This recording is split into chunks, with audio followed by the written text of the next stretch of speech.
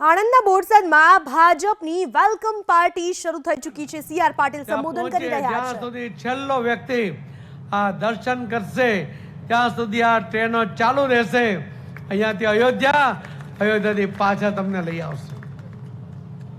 આદરણીય પ્રધાનમંત્રી નરેન્દ્ર મોદી સાહેબે ફક્ત મંદિરનું નિર્માણ નથી કર્યું, પરંતુ આપને કહીશ કે છેલ્લા 30 વર્ષની અંદર કોંગ્રેસની સરકારની અંદર એમના મેનિફેસ્ટોમાં જે કંઈ ખાતમુહૂર્ત કર્યા, જે કંઈ લોકોને ઠાલા વચનો આપ્યા, મોદી સાહેબે પહેલા 5 વર્ષની અંદર એ 30 વર્ષના કામોને પણ પૂર્ણ કર્યા છે। મેં એકવાર સાહેબને કહ્યું હતું કે સાહેબ, આ તો કોંગ્રેસના વખતમાં ખાતમુહૂર્ત થયેલા કામો છે।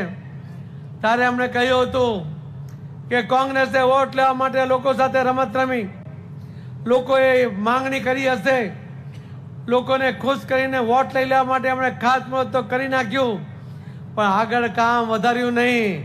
આજે લોકોની માંગણી હતી, એ એમની જરૂરિયાત હતી, એ જરૂરિયાત પૂર્ણ કરવાની જવાબદારી એ પ્રધાનમંત્રી તરીકે મારી છે અને હું એ પૂર્ણ કરીશ। પહેલા 5 વર્ષની અંદર એ તમામ કામો એ મોદી સાહેબે પૂર્ણ કર્યા છે। સર્વાંગી વિકાસ શું હોઈ શકે એની વ્યાખ્યા મોદી સાહેબે દેશ અને દુનિયાને બતાવી છે। એક પછી એક જરૂરિયાત। હું તો કહું છું, હું હમણાં ટ્રેનમાં આવ્યો, વંદે ભારત ટ્રેનમાં।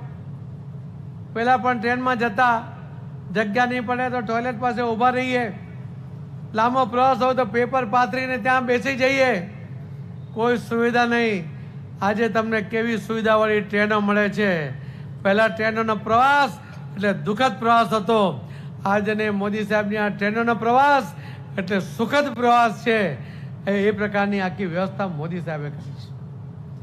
મોદી સાહેબે જે મહત્વની વાત કરી છે મારે આપને કહેવી છે કે આપના ધરતી પર કોઈ મુખ્યમંત્રી અહીંયાથી હતા, એમણે આખા સમાજના ભાગલા પાડ્યા હતા। ખામ થિયરી અમલમાં મૂકીને સમાજના ભાગલા પાડીને રાજ કરવાનો પ્રયત્ન કર્યો હતો, પણ જીત્યા પછી લાંબો ટક્યા નહોતા, કેમ કે એમણે ખોટું કર્યું હતું એટલે કુદરતે એનો કોપ ઉતાર્યો, એમને રાજીનામું આપવું પડ્યું હતું। મોદી સાહેબે શું કર્યું? મોદી સાહેબે હમણાં જાહેર કર્યું કે મારી પ્રાયોરિટી છે 4 લોકો માટે। પહેલી પ્રાયોરિટી છે આ દેશના યુવાનો માટે। આ દેશના યુવાનો માટે હું સંકલ્પબદ્ધ છું એવું એમણે કહ્યું। એમણે કહ્યું કે આ દેશનો યુવાન ટેલેન્ટેડ છે, શિક્ષિત છે, એ નિરાશ ન થાય એની મારી જવાબદારી છે। એને પોતાની ટેલેન્ટનો ઉપયોગ કરી શકાય એ પ્રકારની તક આપવાની જવાબદારી એ મારી છે। અને એટલા માટે મોદી સાહેબે એ યુવાનો માટે યોજના બનાવીને યુવાનોને લાભ મળે। મોદી સાહેબે કહ્યું કે આ દેશના 65% લોકો યુવાન છે અને બાકીના 35% લોકો એ આ 65% ઉપર ડિપેન્ડન્ટ છે, એના મા બાપ હશે। જો આ 65% યુવાન નિરાશ થઈ જાય તો બાકીના 35% લોકો પણ સ્વાભાવિક નિરાશ થઈ જાય, એના કારણે દેશની હાલત ખરાબ થઈ જાય। અને એટલા માટે આ યુવાનોને નિરાશ ના થવા દેવાય એના માટે મોદી સાહેબે સંકલ્પ કર્યો છે। મોદી સાહેબનો બીજો સંકલ્પ છે મહિલા। આ દેશની અંદર કોઈ રાજ્યમાં સૌથી પ્રથમ મહિલાઓને રિઝર્વેશનનો અધિકાર આપ્યો તો નરેન્દ્રભાઈ મોદી સાહેબે આપ્યો।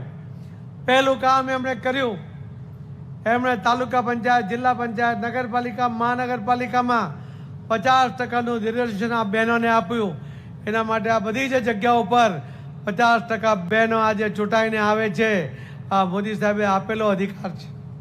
મોદી સાહેબે ફક્ત રાજકીય અધિકાર નહીં આપ્યો, સાથે સાથે એમને સમૃદ્ધિ મળે એના માટેના પ્રયત્ન કર્યા, એ આર્થિક સશક્ત થાય એના માટે પ્રયત્ન કર્યા। એમણે જો પેલા કોઈ પણ ભાઈ મકાન કે ઘર લે તો એનો દસ્તાવેજ પોતાના નામ પર કરતા હતા, ભાઈઓના નામ પર કરતા હતા। મોદી સાહેબે કહ્યું કે તમે બહેનોના નામ પર દસ્તાવેજ કરો। હું રજિસ્ટ્રેશન ફી એમણે ઘટાડી આપી, એના કારણે બહેનોના નામ પર દસ્તાવેજ થયા। આજે ખૂબ મોટી સંખ્યામાં બહેનોના નામો પર ખેતરો છે, બહેનોના નામો પર ઘર છે, મિલકતો છે। આ અધિકાર જે મળ્યો એ મોદી સાહેબને કારણે મળ્યો છે। આજે જ્યારે 26મી જાન્યુઆરીની પરેડ હતી, એ પરેડની અંદર કુલ 11 પ્લાટૂન હતી। એ 11માંથી 10 પ્લાટૂન મહિલાઓની હતી, બહેનોની હતી। આ પહેલી વાર બન્યું છે। આ દિન સુધી ક્યારે મહિલાઓનો પ્લાટૂન આ પરેડમાં જોડાતા નહોતા. મોદી સાહેબે શરૂ કર્યું ને 11માંથી 10 મહિલા પ્લાટૂન એ આજે આવ્યા છે. આઈદળ હોય કે નૌકાદળ કે અંતરિક્ષમાં જવાનું હશે કે એરફોર્સમાં, આ દરેક જગ્યાએ આજે બહેનો જઈ શકે છે એ નરેન્દ્ર મોદી સાહેબના કારણે છે. મોદી સાહેબ કહે છે કે આ બહેનોમાં ટેલેન્ટ છે, બહેનોમાં તાકાત છે, એનો ઉપયોગ કરવો જોઈએ. અને એટલા માટે મોદી સાહેબે અમને તક પણ આપી અને એનાથી આગળ વધીને આટલા વર્ષોથી ક્યારે 50% મતદાર આ દેશમાં બહેનો હોવા છતાં બહેનોને કોઈ અધિકાર આપતા નહોતા. મોદી સાહેબે નવું જ્યારે લોકસભાનું ભવન બનાવ્યું, એમાં ઐતિહાસિક ભવનનું નિર્માણ કર્યું. એ ભવનની અંદર ઐતિહાસિક પહેલો ઠરાવ કયો કર્યો? એમણે આ બહેનોને આખા દેશમાં તમામ વિધાનસભામાં અને લોકસભામાં 33%નું રિઝર્વેશન આપ્યું. 33% રિઝર્વેશનને કારણે આજે બહેનો પોતાની વાત, બહેનોની વાત વિધાનસભામાં અને લોકસભામાં કરી શકશે, બહેનોના અધિકાર માટે લડી શકશે, બહેનોની વાત મૂકી શકશે. આવો અધિકાર આખા દુનિયામાં કોઈએ નથી આપ્યો. એવો અધિકાર એ મોદી સાહેબે બહેનોને પણ આપ્યો છે. જે આપણે વાત કરી મહિલાઓની, યુવાનોની, ત્રીજો સંકલ્પ એમણે કર્યો છે આ દેશમાં ખેડૂતો માટે. આ દિન સુધીની કોઈ પણ સરકારોએ ક્યારેય ખેડૂતો માટેની કોઈ યોજના નહીં બનાવી. મોદી સાહેબે પહેલી યોજના બનાવી કે જેના નામ પર 7/12ની નકલમાં નામ છે એના ખાતામાં સીધા 2,000ના 3 હપ્તા